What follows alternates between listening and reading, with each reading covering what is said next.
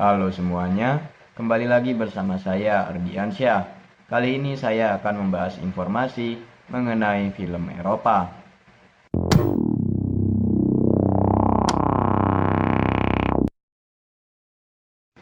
Salah satu ciri khas utama estetika film Eropa adalah sifatnya yang karakter driven.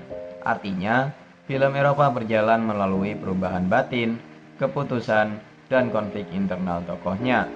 Jadi, yang paling penting bukan sekedar apa yang terjadi dalam cerita, tetapi bagaimana tokoh itu merasakan dan menghadapi peristiwa yang ada. Pendekatan seperti ini membuat film Eropa terasa lebih dekat ke sisi manusiawi, lebih tenang, dan lebih dalam secara emosional. Dari sisi visual, film Eropa sering memakai warna natural, pencahayaan alami, komposisi kontemplatif, dan penggunaan long take. Long take adalah pengambilan gambar dengan durasi panjang tanpa banyak potongan, sehingga penonton diberi waktu untuk benar-benar masuk ke dalam suasana adegan.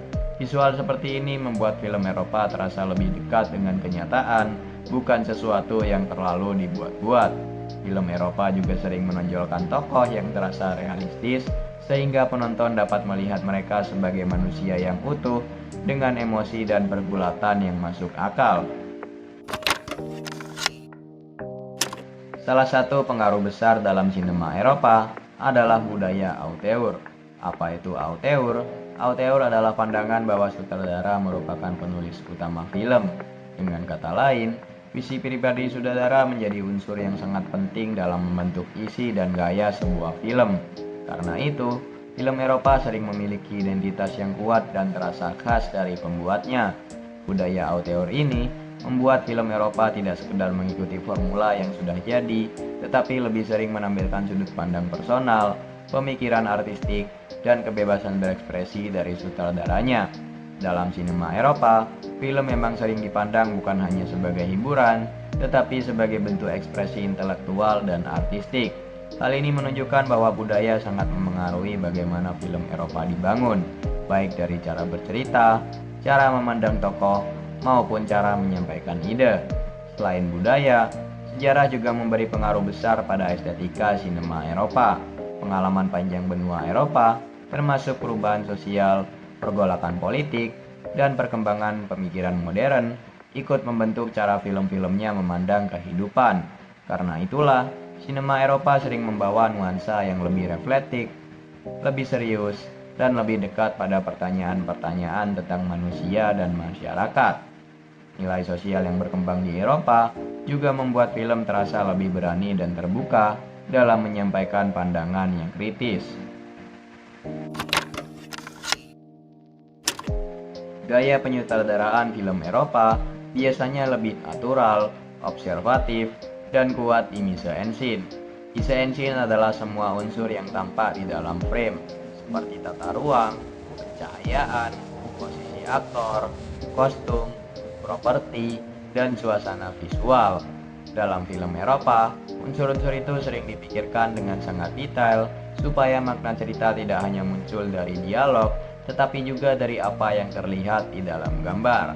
Teknik yang sering dipakai adalah long take dan kamera minimalis, supaya adegan terasa lebih tenang dan terasa lebih hidup.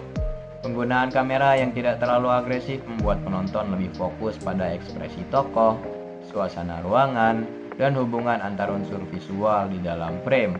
Selain itu, film Eropa juga sering menggunakan pencahayaan yang terasa alami dan tidak berlebihan, sehingga hasil akhirnya terlihat lebih jujur dan lebih dekat dengan kehidupan nyata. Dalam banyak film Eropa, penyutradaraan juga berfungsi sebagai cara untuk membangun pengalaman menonton yang lebih personal. Sutradara tidak hanya mengarahkan cerita, tetapi juga untuk membentuk cara menonton merasakan adegan, membaca simbol, dan menangkap emosi yang tersembunyi di balik visual. Karena itu, teknik film dalam sinema Eropa bukan hanya soal keindahan gambar, tetapi juga soal bagaimana gambar itu memunculkan makna.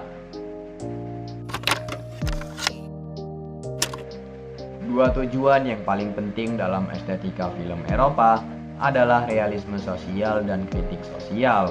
Realisme sosial berarti film menampilkan kehidupan sehari-hari apa adanya tanpa dibuat terlalu mewah, terlalu dramatis, atau terlalu dilebihkan.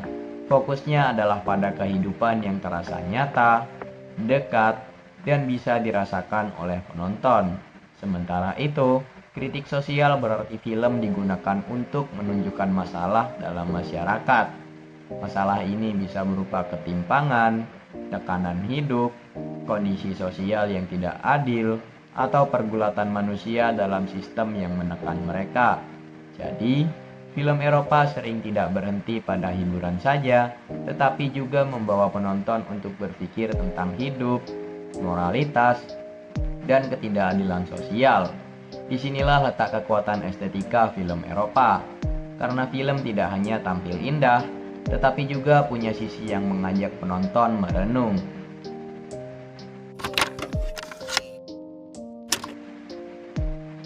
Respons penonton terhadap film Eropa biasanya berbeda antara lokal dan global. Di Eropa sendiri, film seperti ini sering dianggap sebagai warisan budaya dan bentuk seni yang memiliki nilai tinggi. Film tidak hanya dilihat sebagai produk tontonan, tetapi juga sebagai bagian dari identitas budaya. Hal ini membuat sinema Eropa sering diposisikan sebagai sesuatu yang penting secara artistik dan intelektual. Di pasar global, film Eropa sering dipandang sebagai cinema of prestige, terutama ketika berhasil masuk ke festival besar seperti Cannes atau Berlin. Status ini membuat film Eropa memiliki nilai simbolik yang kuat di mata penonton internasional. Sementara itu, di Indonesia respon penonton cenderung lebih beragam. Penonton umum kadang merasa film Eropa terlalu pelan atau terlalu banyak memberi ruang untuk berpikir. Tetapi di kalangan penikmat film dan sineas muda, estetika ini justru sangat dihargai karena dianggap punya kedalaman dan kekuatan visual yang khas.